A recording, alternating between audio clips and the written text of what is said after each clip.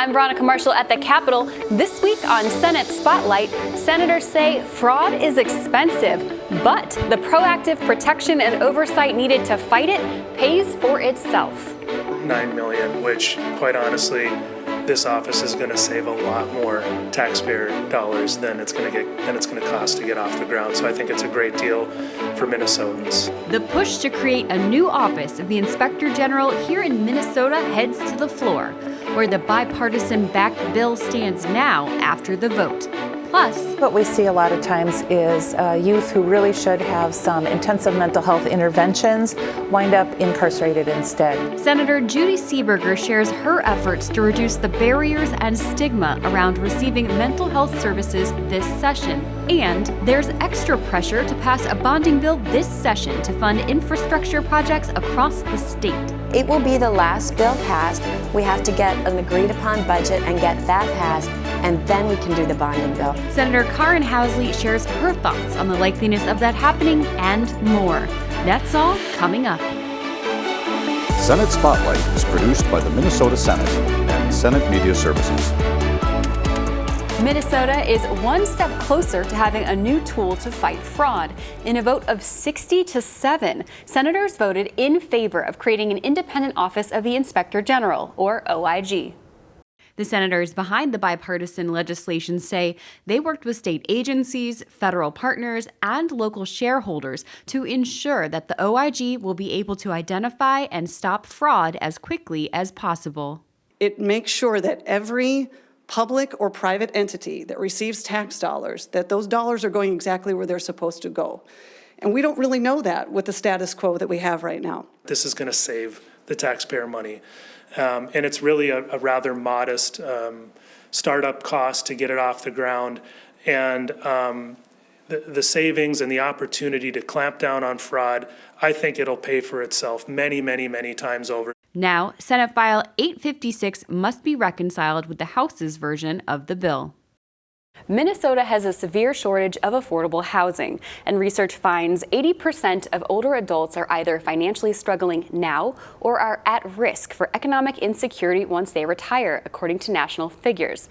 But is there a way to combine these two issues to create a solution here in Minnesota? Republican Senator Karin Housley has an idea on how to do just that, and she joins us now. Senator, welcome to Senate Spotlight.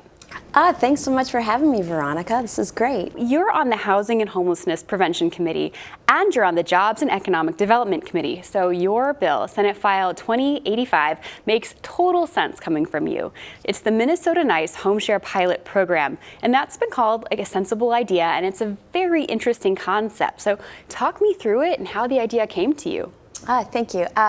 So first of all, when I came to the Senate back in 2013, my parents were going through that, moving out of my childhood home into an assisted living and then eventually memory care and nursing home.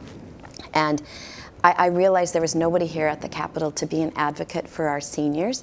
Somebody had to be the voice of fighting for our seniors because their issues would just get put under the rug, brushed under the rug, and nobody was really fighting for them. So did that. We even formed an aging and long-term care committee back when we were in the majority. And so now that we're in the minority, I don't have my own committee, but I'm still advocating for our seniors. And so when Representative Natalie Zalesnikar, who worked in a long-term care facility for 30 years, brought this idea to me, I was like, I am so on that, I want to do that.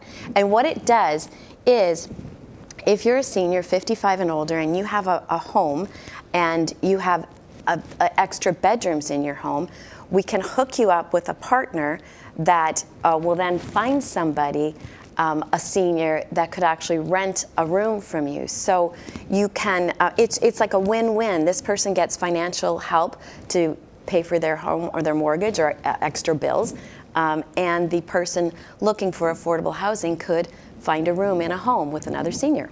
And I think it's more than just a win-win. I might call it a win-win-win because there are benefits that extend outside of those financial ones, right? Absolutely.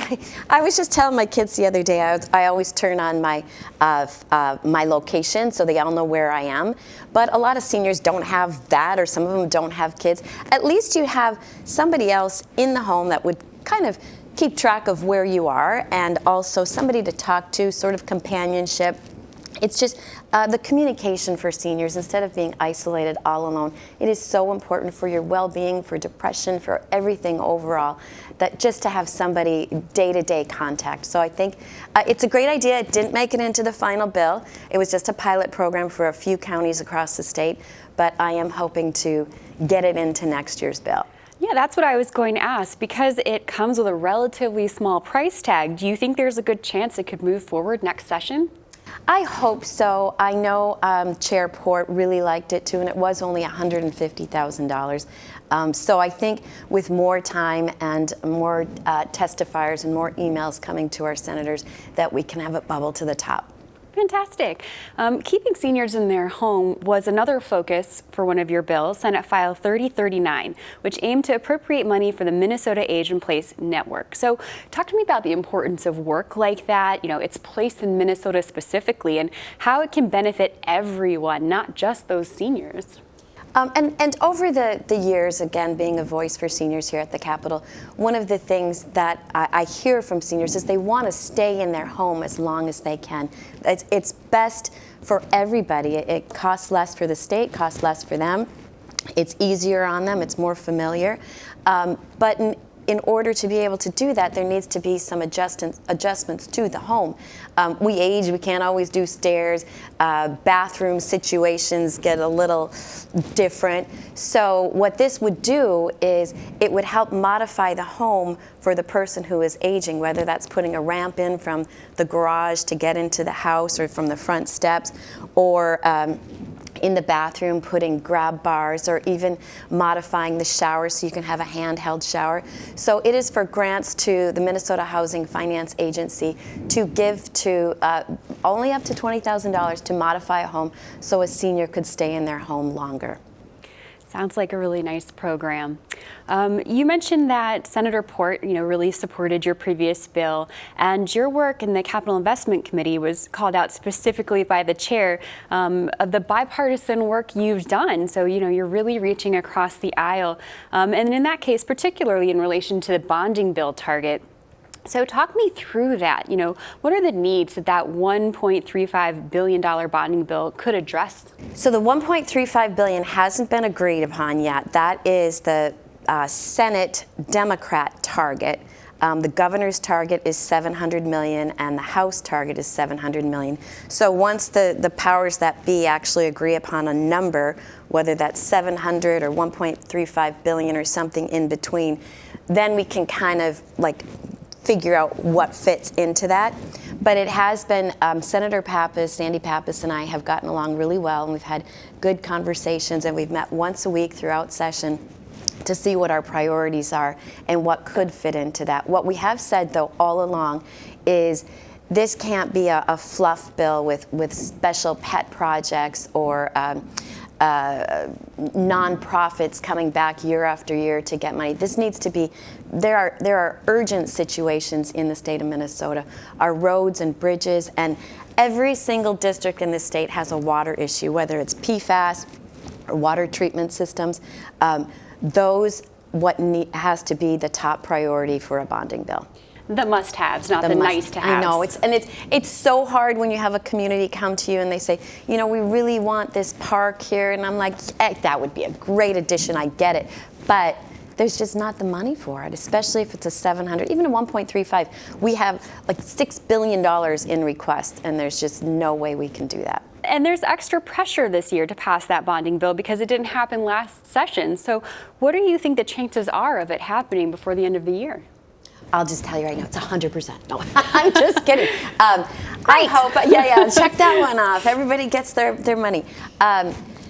It's going to, like last year was tough, and nobody wants any surprises at 5 minutes to midnight to go, here's the bonding bill. You can't do business like that. So we are having a committee hearing this week again, and we will continue to meet. It will be the last bill passed. We have to get an agreed upon budget and get that passed, and then we can do the bonding bill. I am very, very hopeful. And again, we have, it needs 2/3 majority. So that means we need 45 senators to vote for it. That would be 9 Republicans. So that's why it's always the last one to pass, because that's kind of your negotiation. You hate to use that as your negotiation, but our founders set it up that way, so the minority has one say, and this is it, the bonding bill. So, I mean, we could absolutely get it passed if, like I said, it's only what's really needed for the state of Minnesota.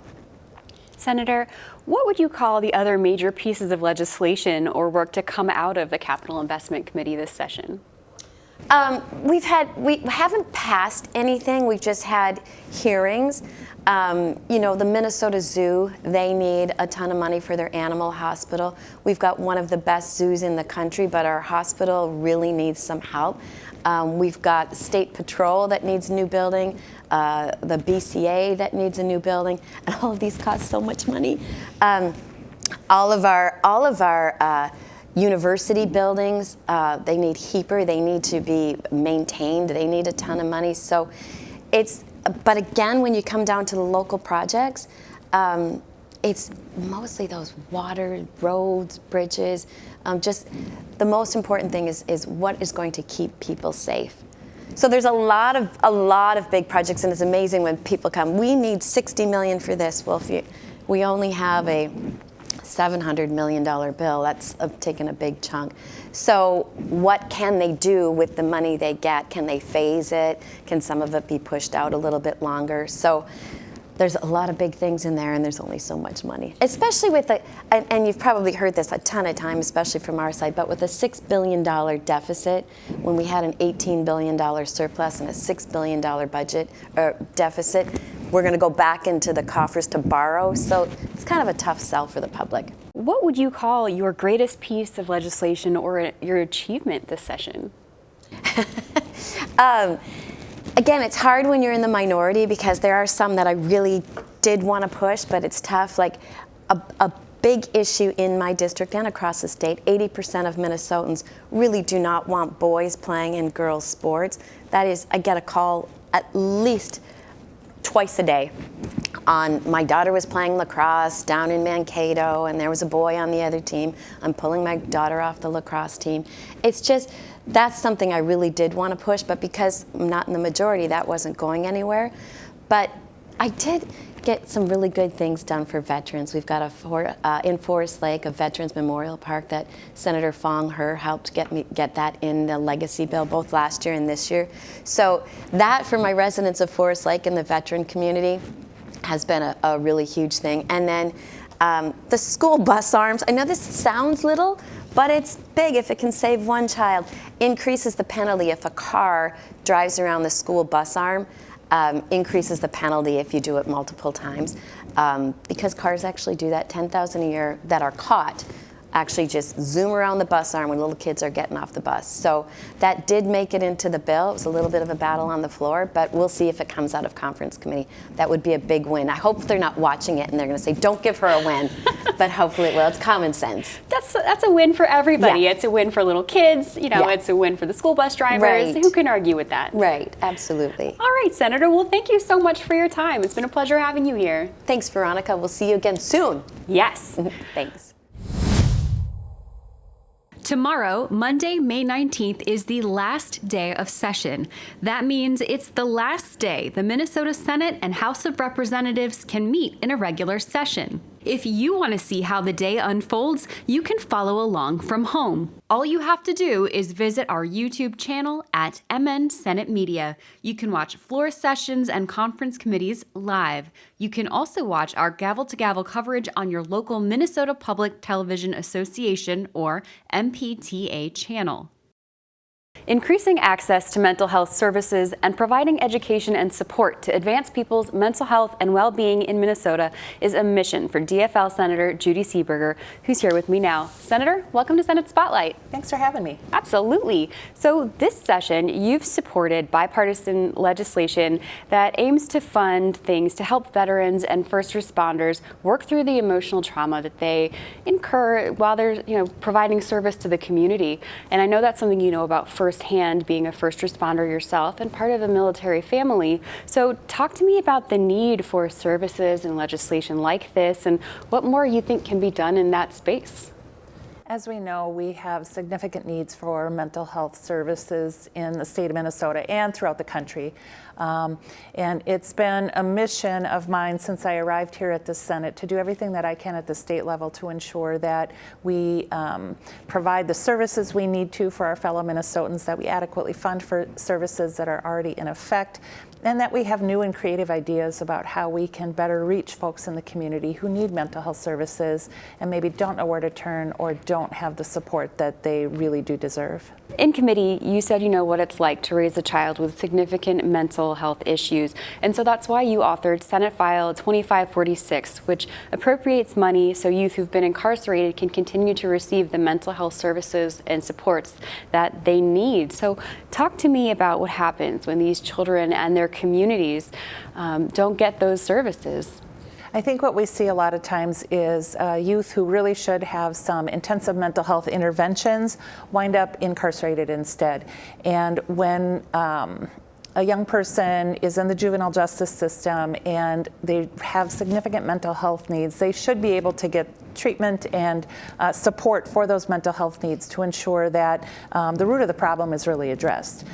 If we can address those needs, and this funding provides needed funding for our correction services to be able to do that, if we can provide these youth with the services that they need, we can ensure that once the legal issues are resolved, hopefully they're on a path to healing and can be productive members of our society, which really is what we all want. A bipartisan bill of yours, Senate File 2744, addresses the mental health needs in the construction industry, which was something I had been unaware of until I heard your bill. But according to the CDC, the construction industry's suicide rates are 3 times higher than the national average.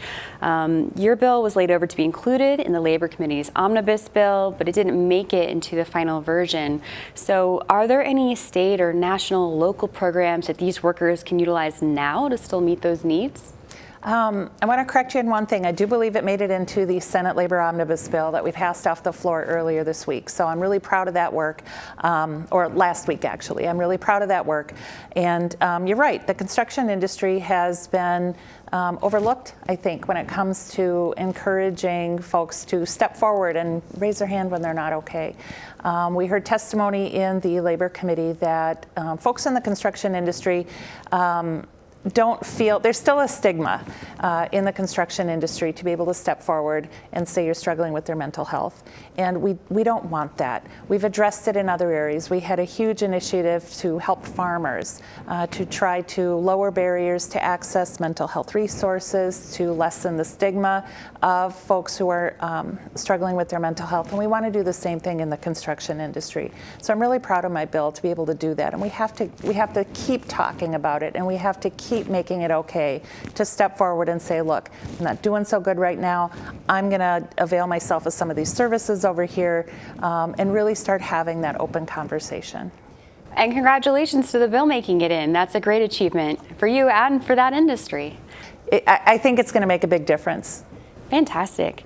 For some of the bills that have been laid over, that means that they're supported and appreciated by your colleagues, but they don't make it into omnibus bills because it is such a tight budget year. Do you have hope that some of those bills can still be enacted because we're coming up into a policy or a bonding year, or do you think that they'll have to wait until the next biennium? I'm certainly going to fight for them to be heard again. As you mentioned, we're in a budget year right now, and I think we have enough of a heavy lift to try to get a budget through this year.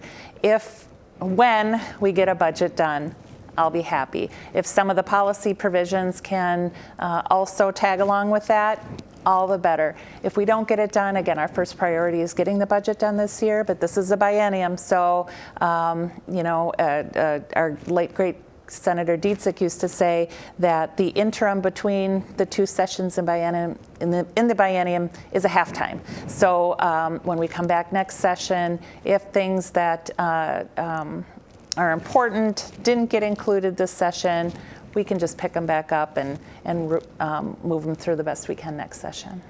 I like that analogy. There's still half the game left. That's right.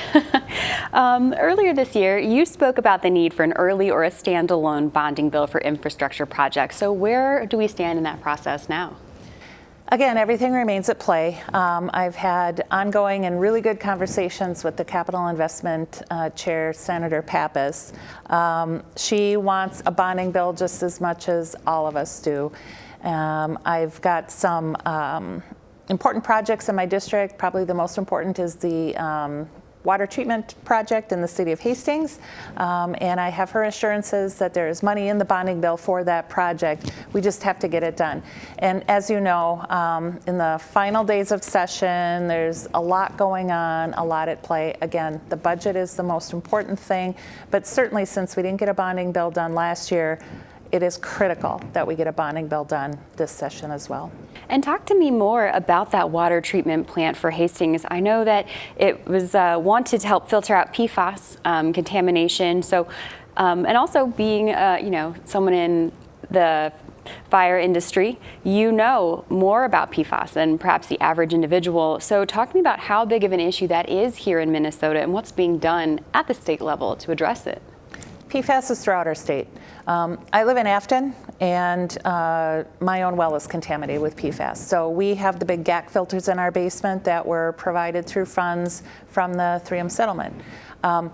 And so we're fortunate in that regard, but I mean, we've been dealing with it and living with it for so long in my community that I've become acutely aware of the problem throughout the state. And as the EPA continues to lower the thresholds of acceptable levels, we're going to see more issues popping up throughout the state, which is what has happened in Hastings.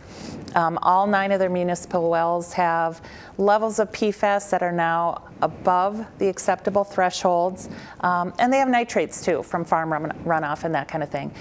So we really do need to ensure that we get the adequate funds to address water quality issues throughout the state, and it's a really expensive problem to fix. So I don't have all the answers right now, but I know there's a lot of us that recognize the need and really want to do what we can to dig in and find the funding necessary to support these infrastructure projects so that the communities themselves don't have to bear the cost. You've authored a bipartisan bill which modifies the state's Earned Sick and Safe Time law that was just passed off the floor.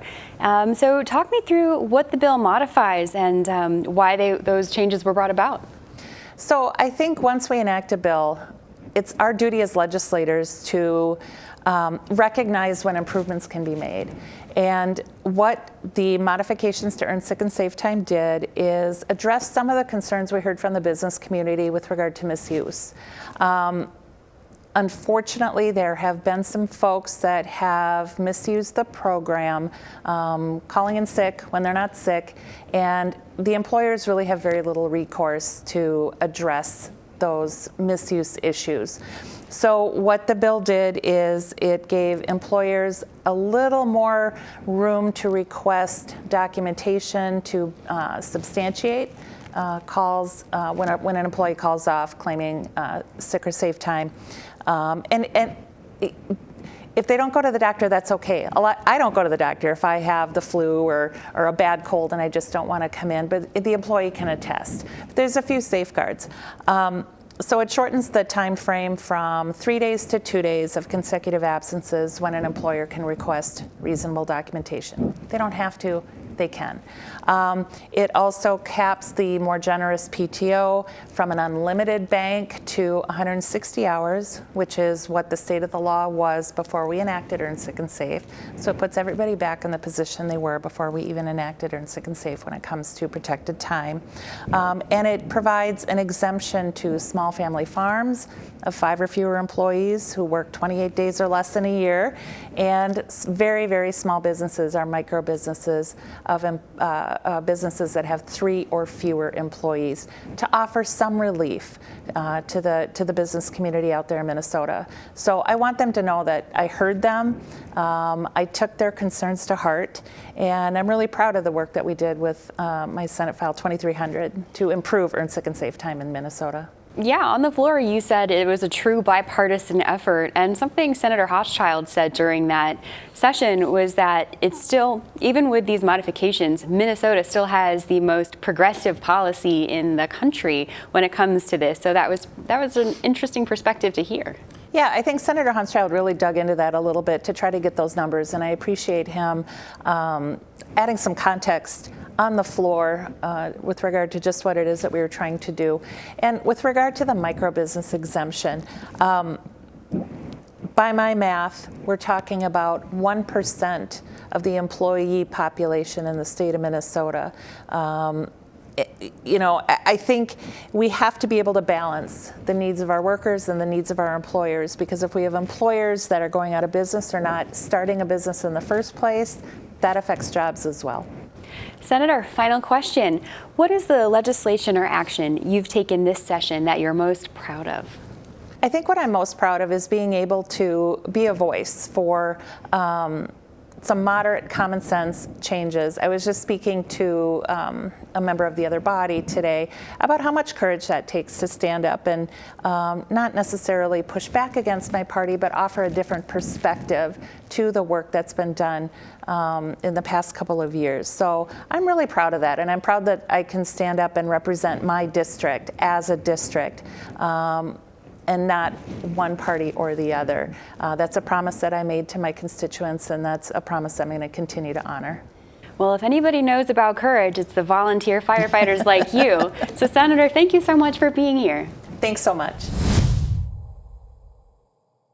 Our Hmong people persevered through 50 years of shame, 50 years of persecution, but today we proudly stand here and celebrate our lives as Hmong Americans.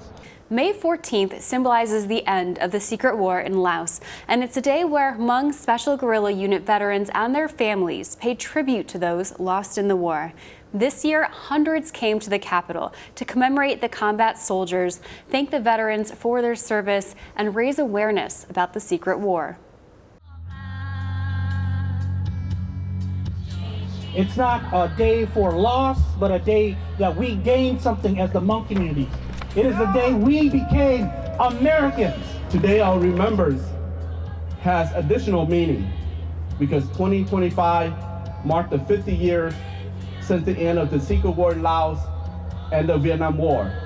50 years prior, our people struggled and nearly being wiped out. Many of young people died because of the recruitment by our State Department as proxy soldier. 100 Hmong to save 1 American, as they were commanded.